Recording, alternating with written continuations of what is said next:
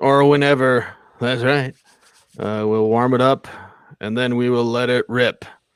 Week 15, if you made it, we are here for you. It is the Waiver Wire special, the Waiver Wire show, the big show. Cecil Lammey, Sigmund Bloom, Dr. Jene Bramel to talk about the waiver wires again. If you made it, and if they're still open, then we've got a list for you. But of course, as we do each and every week, we talk to Dr. Jene Bramel about the injured quarterbacks to kick things off here in week 15. Dr. Jene, take it away.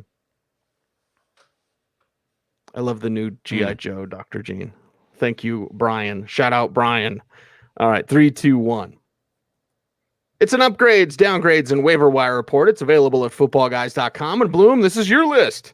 And your list includes 350-plus percenters. What are you waiting for? Drew Brees, we're back. Mitchell Trubisky, and Jalen Hurts. Yep, rushing quarterbacks, top 10 quarterbacks. It happens, and it's happened again. Yeah, Breeze, just check and see. I don't know if he's going to be back this week or not. Obviously, there's high scoring potential against Kansas City, Minnesota next week. Jalen Hurts, we can pause on this one just to celebrate that he was successful. And he was successful because he sped up his clock. He sped up. See, we talk about running backs playing with urgency. Mm-hmm. He played quarterback with urgency, Not super productive. Arizona, we'll see. Watching Lamar Jackson run against the Browns when they would go man defense, Arizona plays some man defense. So maybe that would help out. Jalen Hurts, still some risk here. And then Mitchell Trubisky, he was playing well in the second half of the season last year for a little while. We're back. We shall see what Trubisky can do against Minnesota this week. And this is that playoff elimination game. I mean, it's funny because you feel Bears fans out there terrified that the Bears are going to get into the playoffs with Mitchell Trubisky. Just like, right. Anything but that. But he's coming through in fantasy. And David Montgomery, Allen Robinson. It's a renaissance in this offense. Yeah, you just mentioned speeding up your clock, and that's Drew Lock, his own little section here, Bloom, because he's a 10 to 20%er, and he's the only one, and that's the thing. Like, Shurmur has been trying for over a month. Pat Shurmur, who shouldered a lot of the blame for good reason early on in the season, now has been trying. I call him Pat Shurmurello now because he's like Rich Scangarello, and he set up West Coast concepts, rollouts, bootlegs. He's telling Locke where to go with the ball. He's given him incredibly simple reads, but Locke finally, against the Panthers, Bloom. And here's what's funny about Broncos country right now. Like, I praised Drew Lock last night on Twitch, and then someone came out on Twitter and was like, you didn't praise him enough because you said the Panthers stink. Well, the Panthers aren't great defensively. Let's just be honest there. So you can praise someone, but not praise him enough. But 10 to 20%, Bloom, I don't know if you praised him enough. Yeah, we continue to see the story of Drew Lock hasn't changed. He's just reliably Drew Lock. The surroundings change the outcome. This week against Buffalo, they can be a disciplined team in coverage. We saw they did against the Steelers. Not a great outlook, maybe a little better with the Chargers, but you see that ceiling. It continues to come into play enough that desperation play in a one quarterback league, two quarterback super flex. Lock has some potential, but you see, I just as an aside, I'm gonna be kind of sad whenever Drew Lock's not the quarterback for the Broncos. Whenever that happens next year, because it's brought out a side of you and a side of this show that speaking of invigoration, it's got the blood flowing. I got the blood flowing. Zach asks, is it too early for tequila? Never. No, because it's a Broncos show. So, of course, we brought that out today. By the way, Carl wants to know about Fant's illness. Yeah. We had a lot of tummy problems because everyone's like, Lamar Jackson poop game. Can we just talk about the Browns and Ravens? Yeah, that's really... Like, waiver wires are mostly closed, so like, whatever, waiver wire, blah. But it's like, I'd rather talk about that game last night. The best game of the year, yeah. Uh-huh. Yeah. Well, maybe a few little waiver wire entrees to that. But certainly, last night's game, and it's Browns-Ravens.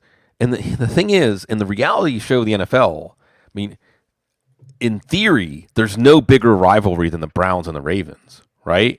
It's the team that left and the team that, I mean, I guess you could say Colts and Ravens, but that just there's not as much spice there.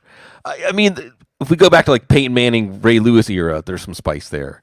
But this Browns Ravens matchup, I think it's interesting that it corresponds with fantasy too, because you just have this portal, and I think it's play calling and really inspired individual play that just one ups each other and continues to one up each other like a dunk contest. You know, I mean that's what a game of horse, right? Right, and it brought out these great outcomes for the players in Week 14 fantasy matchups.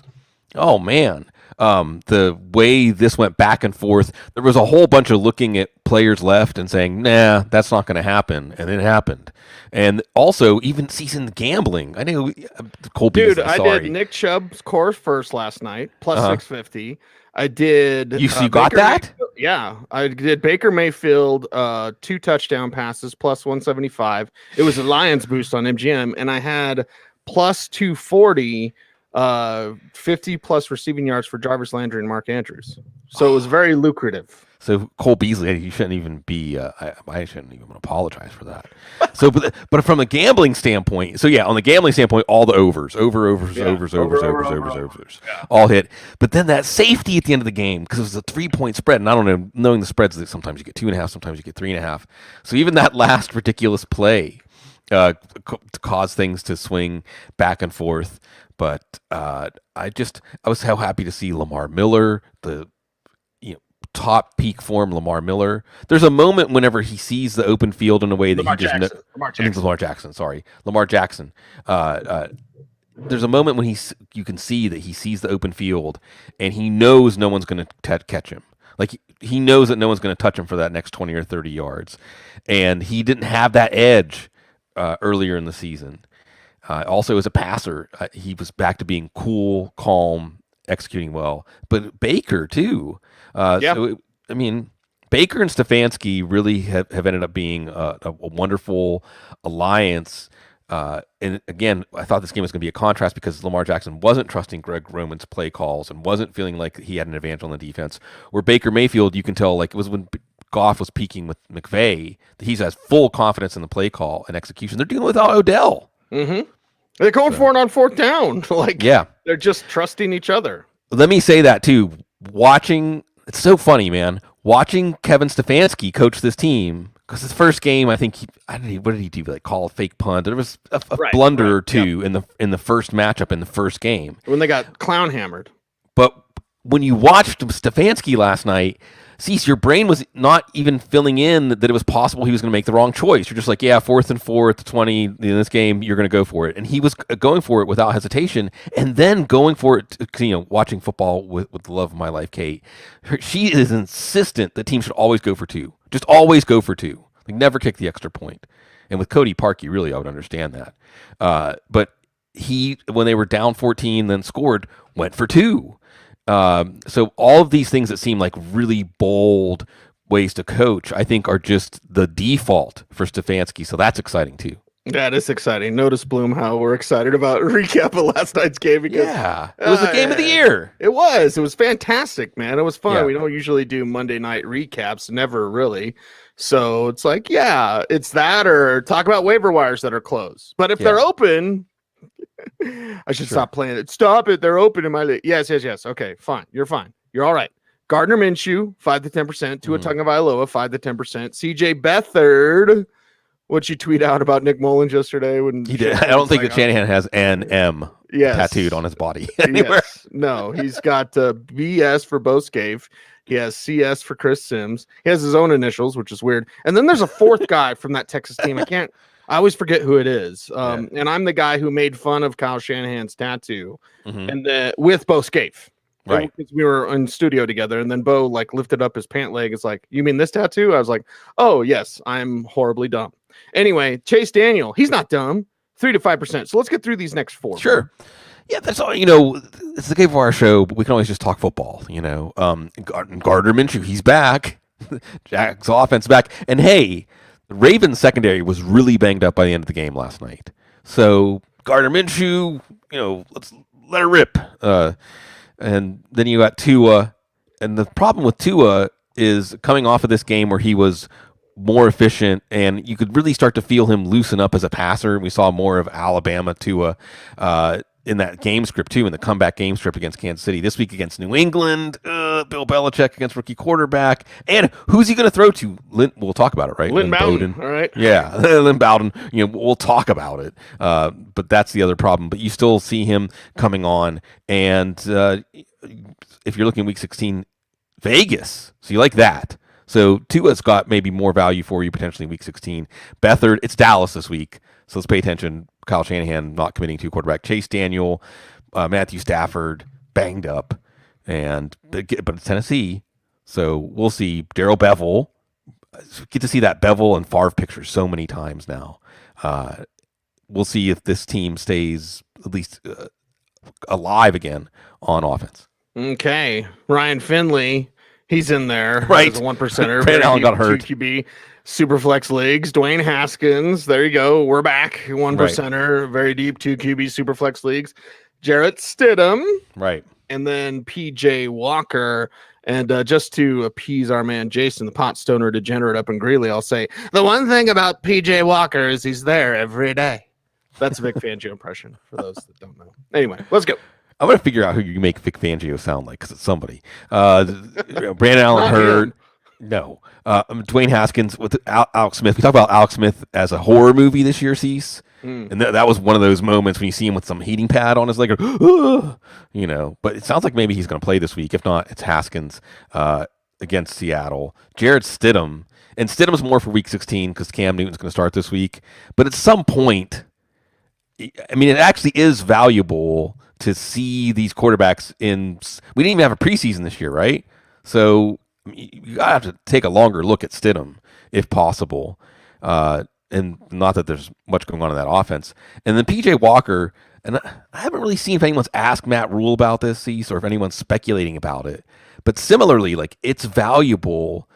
I know that they have to be able to see that Teddy has shown that he's not the answer. I'm not trying to. I love Teddy. I'm not going to slam him too much, but he didn't make you commit to him. So at least see what you have in PJ Walker. Maybe we'll see it in Week 16. It doesn't sound like there's no indications. We're going to see it on Saturday against Green Bay. Let's get to that running back position, which means injured running backs. And that means Dr. Jene Bramel joins the show once again to talk about banged up RBs here in Week 15. Dr. Jene, take it away. Okay, Bloom, running back is a smaller list. You're running out of time. You're running out of moves. Right. But there are a couple of 50-plus percenters, if they're still out there, wide netting it, of course. Mike Davis and Jeff Wilson now, as Jet McKinnon can't see the field. And by the way, Raheem Mostert's a little banged up. Yeah, he is. So Davis, being thorough here because of the app using this information. And then with Mostert, the MRI, and you've got Dallas. Oh, how many times has Jeff Wilson given us these outbursts of touchdowns?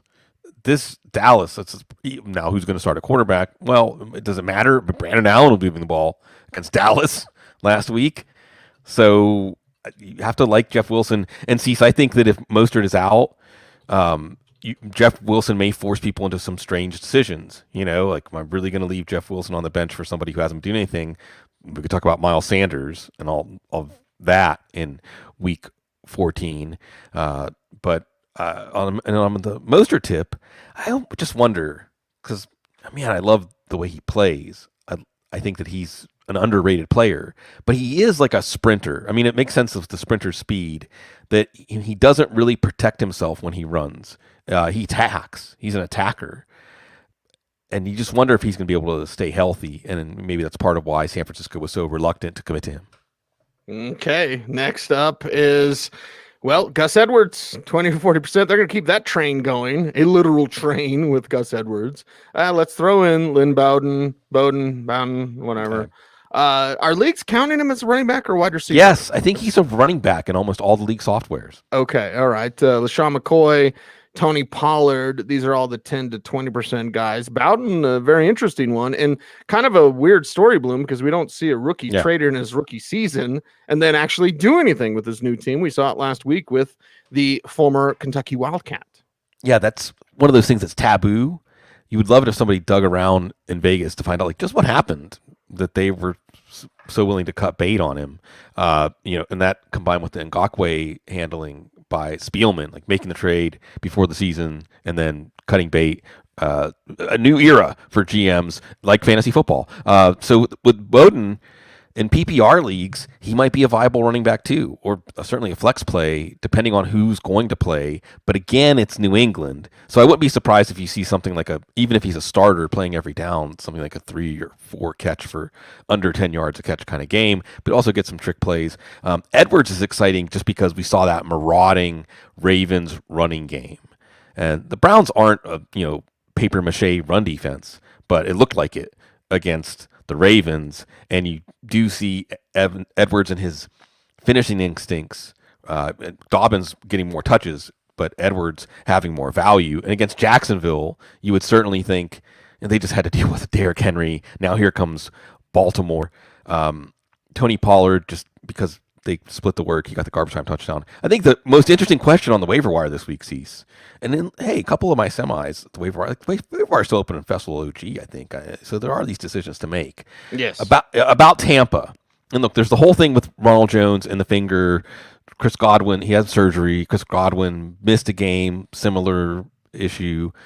There's some optimism that he could play, but we don't know. So is it McCoy, if hypothetically, Cease, you had to pick one of McCoy or Fournette this week, who would it be? I give the edge to McCoy just because he actually was active last week. Yeah, I'd say that as well. It's doesn't make you real happy. Speaking of not making me happy, I lost in the Festival OG because of the blanking Rams defense. Oh, dropping 32 points on my head. That was Daniel's highest scoring player, was his defense. Fluke game against the Patriots. So, I mean, I guess there's an asterisk there. Yeah. There always is. I am bitter. I am very bitter. Where are we at? Let's talk about Sonny Michel, I guess. Right. Yeah, sure. Go. And Fournette, if he was dropped. So, yeah, Michelle just waiting on Damian Harris, that back issue, but it's New England. Miami is going to be one of those games, Cease. It's like the offenses are so bad that they just get sucked down into a vortex in the middle of the field, and the players just disappear, and it's just a 0-0 because those two offenses against those defenses, nothing happening. A crazier time, Bloom. I might throw out Royce Freeman as like a half percenter. Just because I think something's wrong with Philip Lindsay. Yeah. Anyway, that's just me. Not out of practice, but that's just me. Again, super bitter. I'm a bitter person. I noticed that in 2020. I was like, wow, okay. Let's talk to Dr. Jene Bramel. He's a ray of sunshine that I could never be. And I'm being honest because that's the truth. And we go to the wide receiver position and banged up WRs in week 15. Dr. Jene, what are we looking at? Okay, Bloom and Russell Gage. We're looking at him, 25 to 50%. Emmanuel Sanders, same level.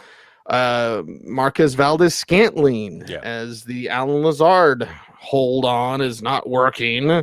MVS coming through. And let's go ahead and talk about Nelson Aguilar. He's 20 to 40%. So lots of different flavors here, depending on what you like. Gage throwing a touchdown. Is Julio going to play? You like the Tampa matchup. Sanders, and see, can we just say for a moment, because we can go back to the Super Bowl last year, Emmanuel Sanders is in his mid-30s and still getting open deep in the NFL with regularity. So even with Taysom Hill, maybe Taysom Hill throws a better deep ball than Drew Brees at this point. Maybe. I mean, at least has more range. Yes, right. So it can extend the field, and Emmanuel Sanders can extend the field. Against Kansas City, whether it's Brees or Hill, I think you could see Sanders hit. And Minnesota coming up next week. Marquez Valdez-Scantling. Like you said, Lazard, it's been the Lazard Valdez-Scantling derby. Valdez-Scantling, very consistent. Carolina, a good matchup. And it's Aaron Rodgers, you're hooking your train to Aaron Rodgers there. So all these guys can go right into your lineup, and probably Nelson Aguilar, who's the number one receiver.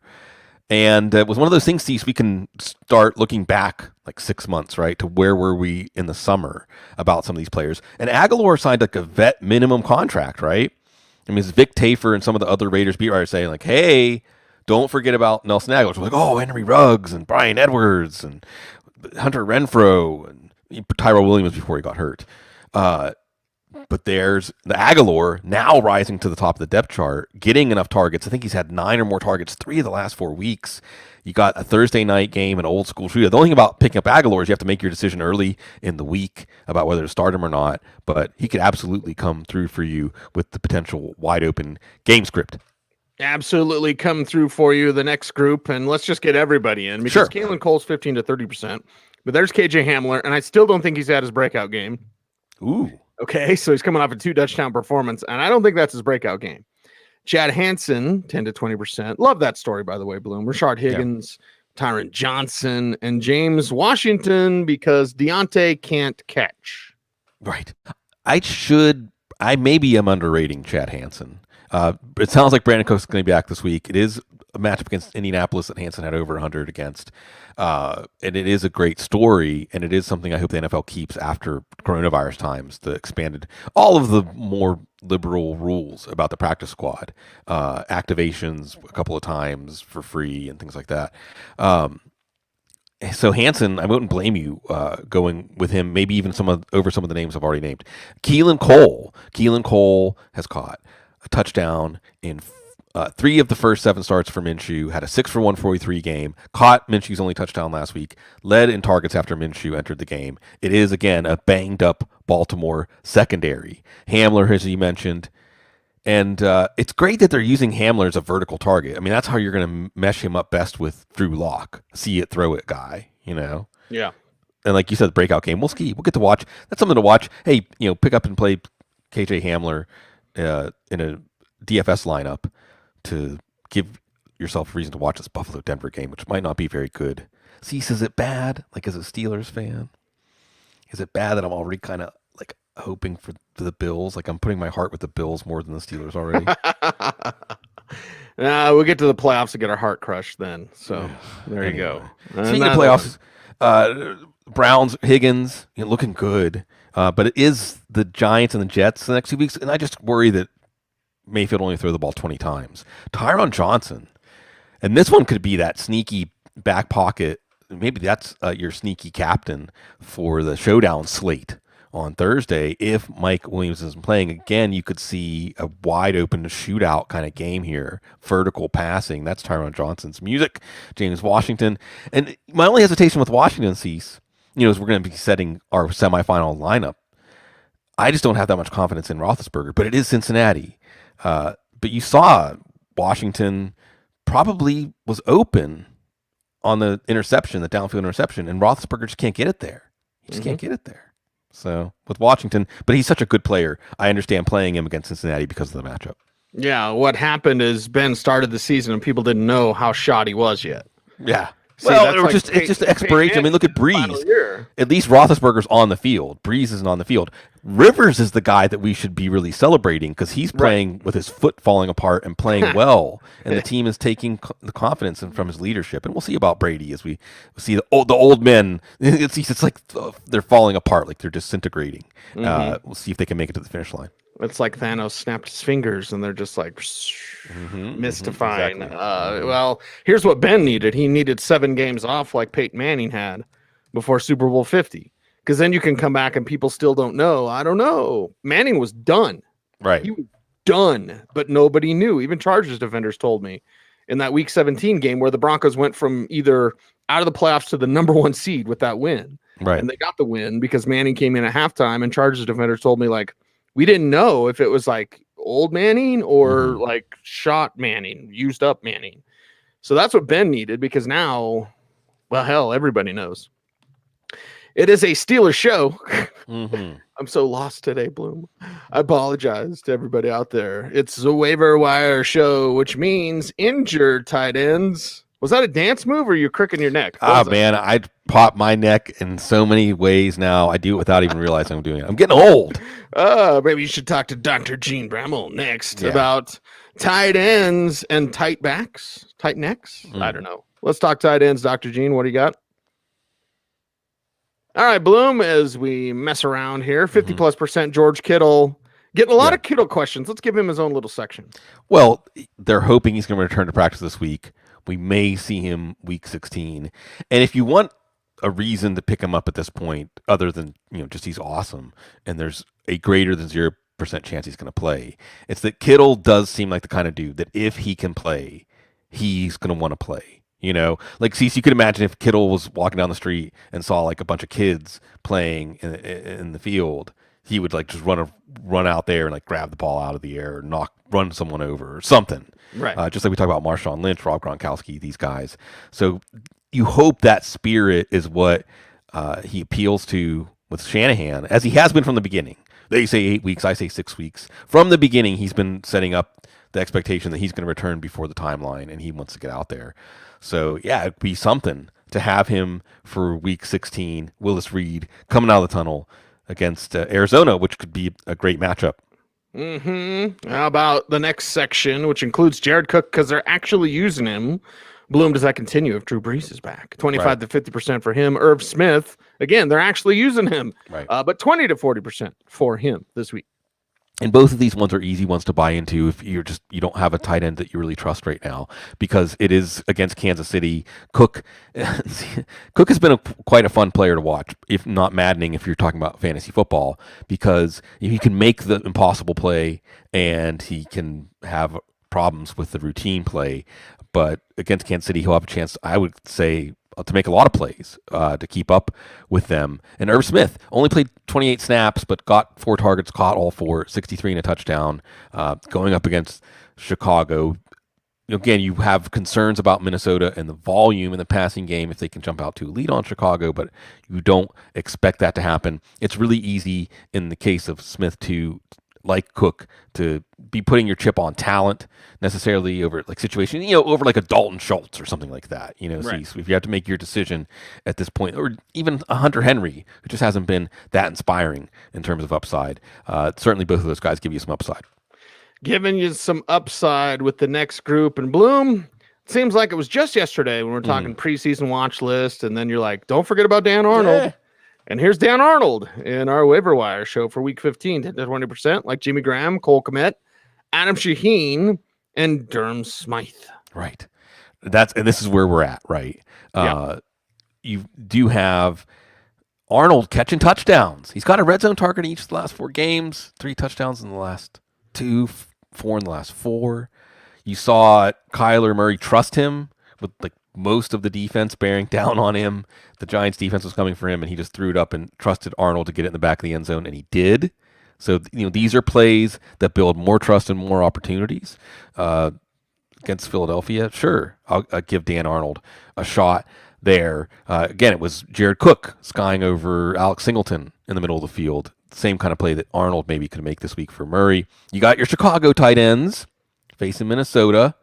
And then, so you got Graham with a better shot at a touchdown, Kmet maybe with more volume. And you have your Miami tight ends. And we'll wait to hear about former Chicago tight end. Right, exactly. And again, look, see, this is another one. Let's do some digging. What happened there with Shaheen? Miami already signed him to a modest extension, but they're happy with what they have. You can never have enough tight ends, I mean, being able to run these 2 and 3 tight end sets in this moment, we've talked about this over the last few years a lot, Cease. It just gives you some real flexibility with what you can do out of different personnel sets when you have a player like Shaheen. And Smythe, where again, like Shaheen, more of a downfield receiver, maybe more of a big play shot. Smythe, probably a better blocker at this point, so there's more of a chance hitting those short touchdowns if they do get down there. That's where we are at tight end. A lot of Travis Kelce teams. A lot of them probably had buys. Didn't even have to win this week.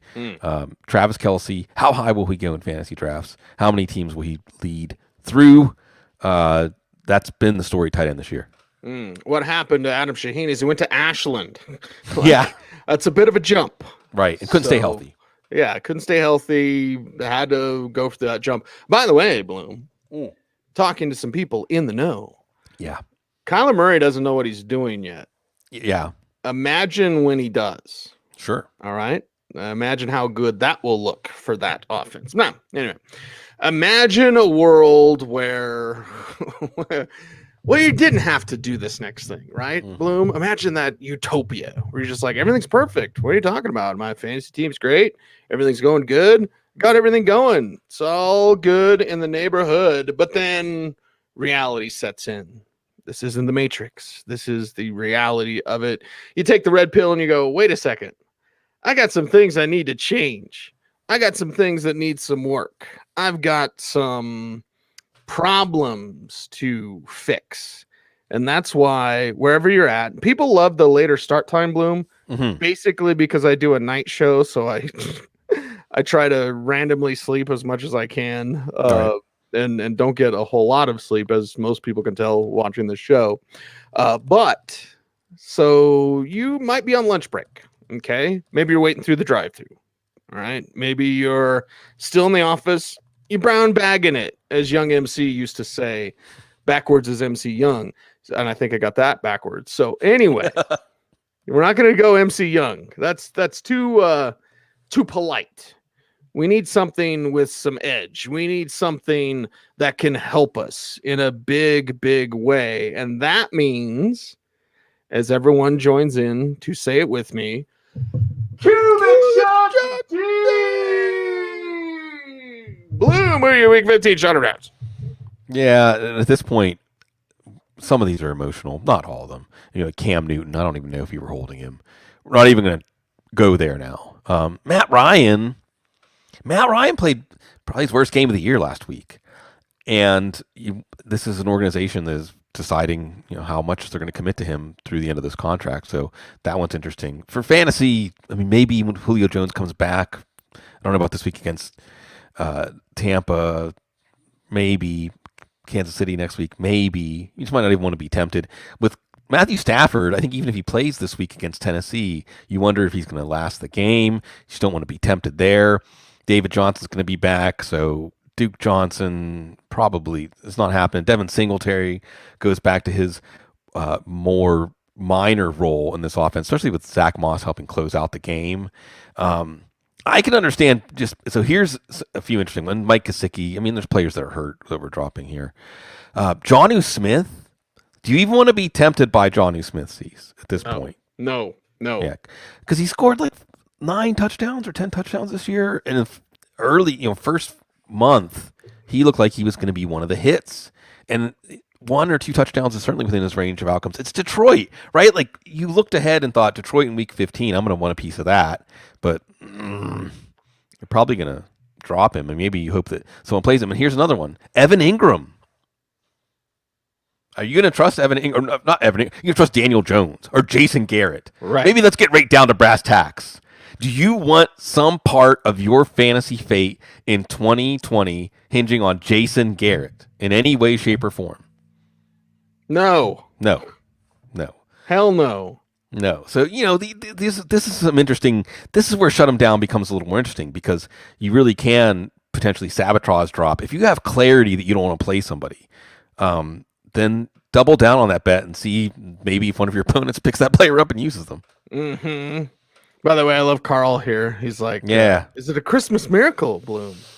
It's just me upgrading the internet. So Cox Communications, it's working, and I'm glad. And I want to say great thank you, everyone being patient out there. I bet there's a bunch of people that probably could have said something and were being nice, and I appreciate people being nice because I'm sensitive. I'm insecure, really, very insecure, paranoid even.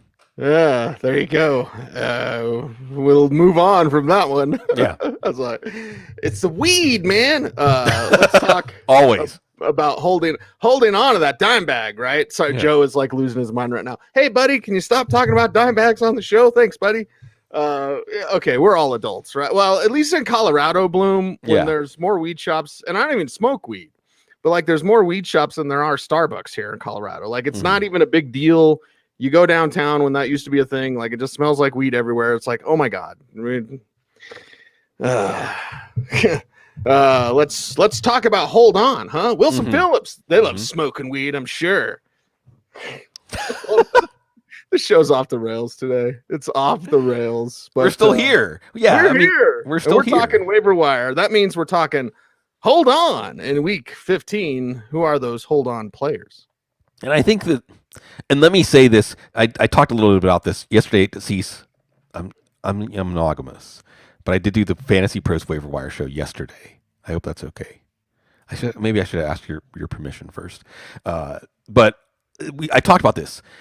It's the championship's in sight. It's the semis, right? Like, absolutely, if you want to pick up Ryan Fitzpatrick so that he can get a ring, right? Or Frank Gore. Like, those, you want to carry them on your bench. It's fantasy football. Come on. It's supposed to be fun. Right? And going back to shut them down, I was talking about sabotage drops. We talked about spike drops a little bit. I'm down with that at this point in the year, right? I mean, it's your management. The co-host said that sometimes he'll just not set his lineup until Sunday morning to keep all the players in suspense. You got to earn your spot in the lineup. And holding on, I think, absolutely. And in fact, Cease, we could have talked about T.Y. Hilton as a hold on for a month or two of this season. And sure enough, even if you were holding on him because of old time's sake, it actually is having some benefits. The other thing you're looking at now is the schedule. So you look ahead and somebody, for instance, like Myles Gaskin with a chance to play the Raiders next week. You better hold on to him even though he's on the COVID list. This one's tough. So I talked about the sabotage drop, Cease. Is James Conner a hold on or a sabotage drop? Sabotage drop. Oh, I knew. In my heart, I knew that. He still might score 2 or 3 touchdowns against the Bengals if the Steelers can get in the red zone that many times. Right. At this point, though, yeah, I'd say with Devontae Parker, again, it's the Raiders. So give it one more week. With Mike Williams, it's Denver. Give it one more week. The last one, Cease. We like James Washington because he's scored a few touchdowns lately. Chase Claypool, sabotage drop. Hold on. Same. Yeah. Sabotage. It's because the deep ball. Because everybody will rush to pick him up. But I can't believe some moron just dumped Chase Claypool. Boom.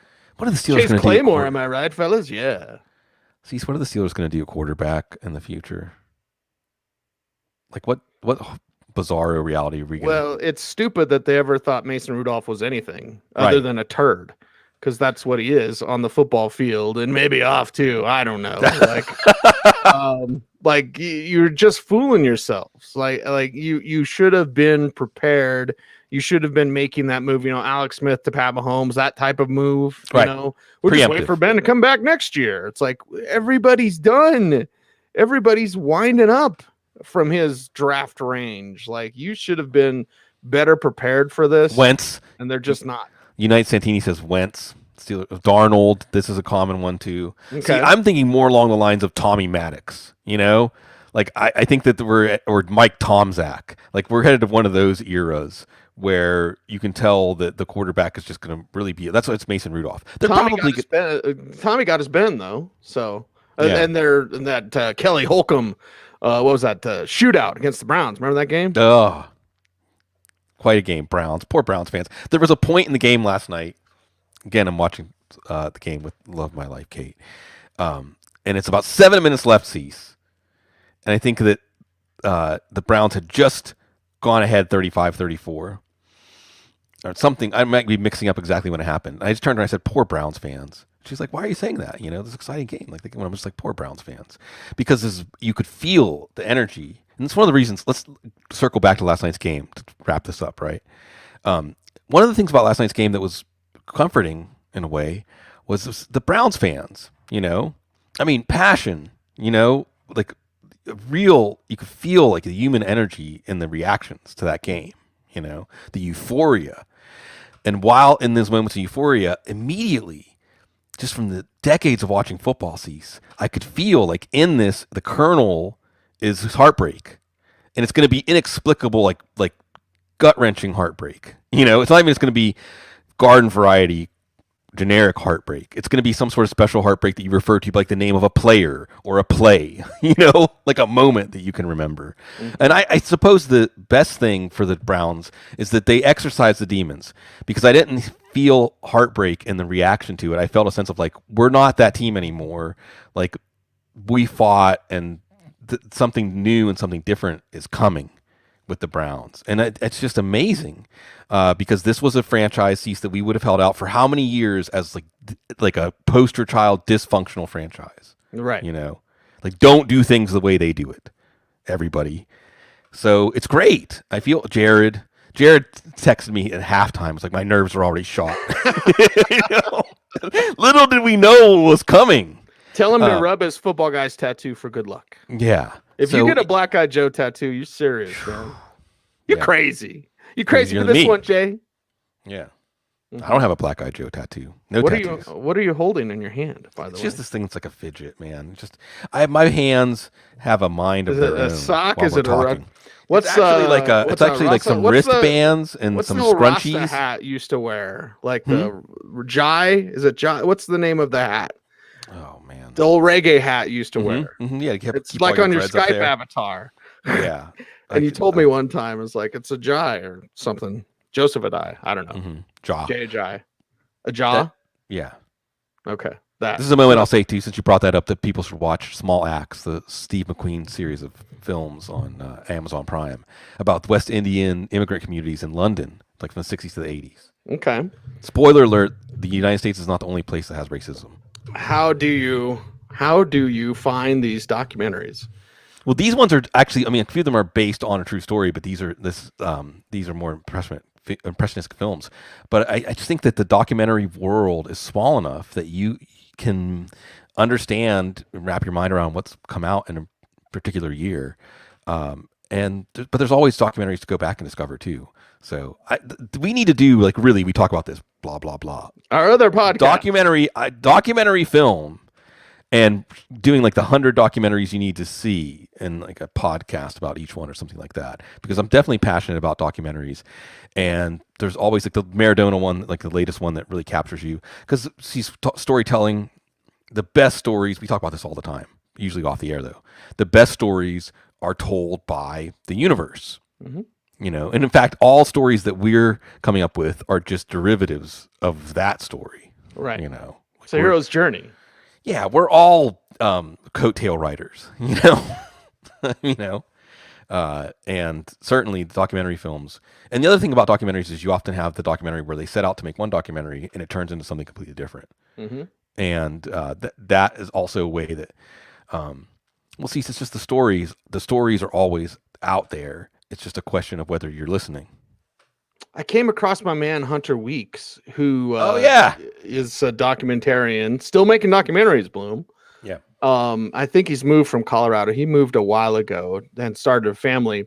But that 10 Yards documentary, you want to watch a documentary on fantasy football? I don't know. It's probably on Netflix. Right. I don't know. I think I have a DVD of it, but I'm in it. And it's when we had first moved to the 950 studios. We moved from the old Monaco studios to where they are now in the Tech Center. And it was 950 The Fan still. It was right before we switched to 104.3 The Fan. So this is like 2008, I think, doing a documentary on fantasy football. So, and again, that documentary turned into something that they didn't expect it would turn into. Right.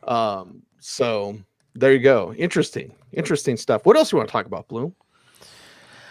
Oh man, are you busy today? Because if you gotta go, let me know. No, this is because we're live. Because we're actually doing this live. No, this is good. Because this is a really, truly pulling back the curtain. This is good because I think what we're crossing over into is like we've finished the content that we promise that we're going to give you every Tuesday in roughly this time slot, and now we're really this whole fantasy football's handshake, fantasy football leagues. I think this is back to my fantasy football's therapy. It's the new golf.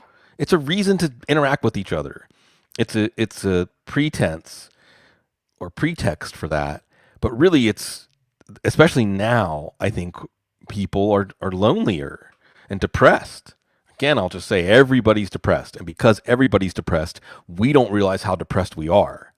And as we talk about often, Cease, we are tapped into a collective consciousness.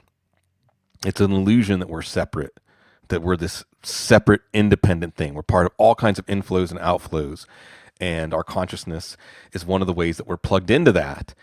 And social life, and again, I'll say down here in New Orleans, I don't think there's any place in the United States that feeds off of its social life. You know, like the thing that gives you the want to get out of bed in the morning is all these. That's real. Like New Orleans is so real. Vegas, apologies to Vegas. I've been there, 50 times, but Vegas has there's a veneer to it. There's a fakeness to it, right? New Orleans, that stuff's real down there, man. the energy of the city's real. Yeah, well, it's just all these collective activities that people get together to do. See, so there's not going to be Mardi Gras parades here this year, obviously. So you know what they're doing? They're getting You're people flashing at the window of your house. There was actually a good article written by Doug McCash that traced the history of like the first person that did that. Really? Yeah, like the history of flashing at Mardi Gras. Okay. Speaking of documentaries, there's that good documentary where they go to the factory where they make Mardi Gras beads in China, and they show the Chinese people that work in the factory for like, I don't know, $30 a month or something. And they probably send half of that money home. And they show them what happens to these beads.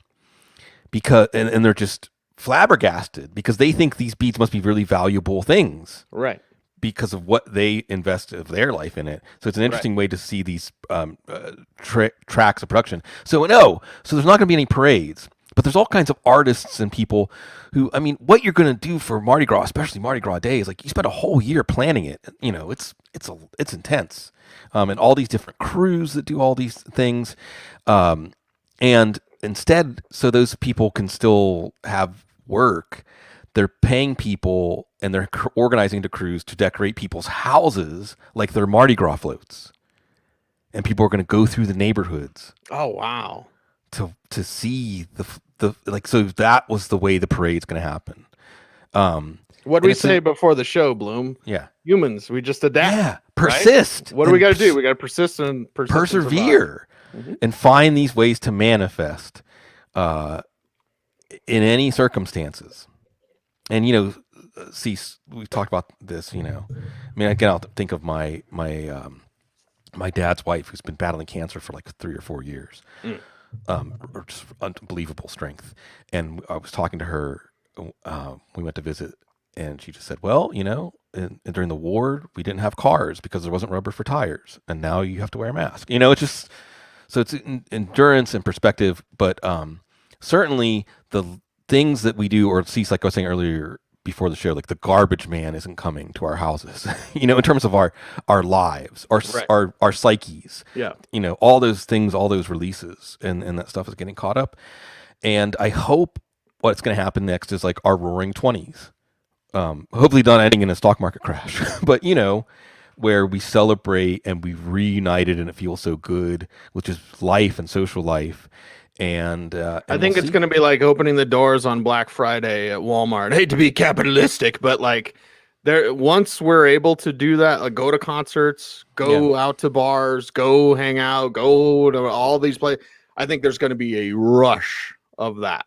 You can feel it, you can smell it, you can feel it in the air, and just with people that you interact with, like we're social creatures, man, and we need to get out and do things. Because being cooped up isn't the greatest for our minds. Yeah. Well, I think that it's because, oh man, see, this is where we're really going to start peeling back the onion, right? In some ways, I think some of it is like that we're always at our best whenever we're outside of ourselves. And, that's where you get to like collaborating, right? Football, the ultimate team sport. It only works if 11 guys, and much more than 11 guys, but it concentrates on the 11 guys on the field at any time, like all buying into the group plan. It's a sport that it falls apart. And I think all those things that we do where we can be part of something greater than ourselves is what is like keeps us vital. And then the more isolated we are, the less we can grow and the less we can thrive. And all this stuff, it manifests in physical conditions too, like in our bodies, this unhealthy, like lack of flow that's going on.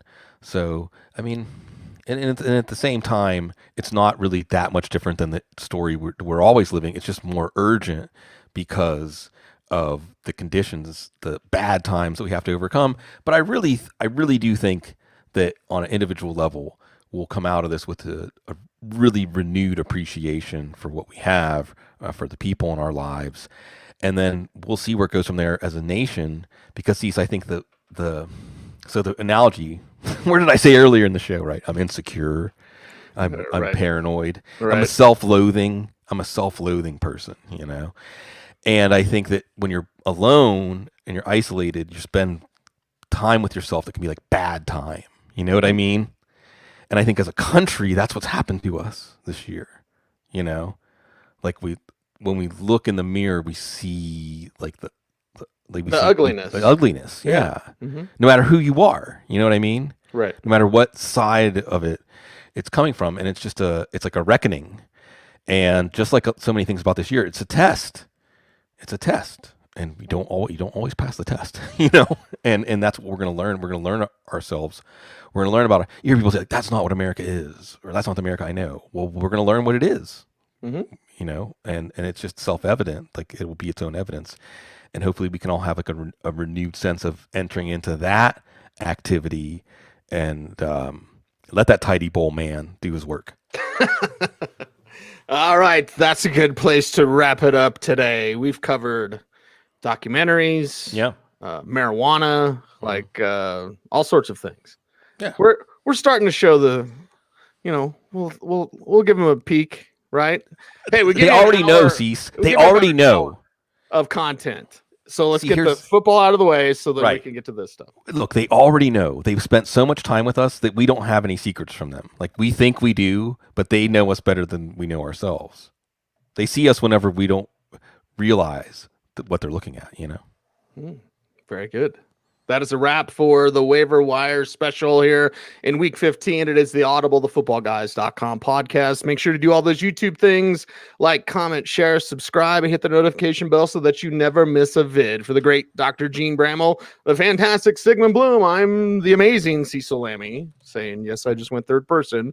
Everyone out there, thanks for watching. Thanks for listening. Stay tuned and stay frosty.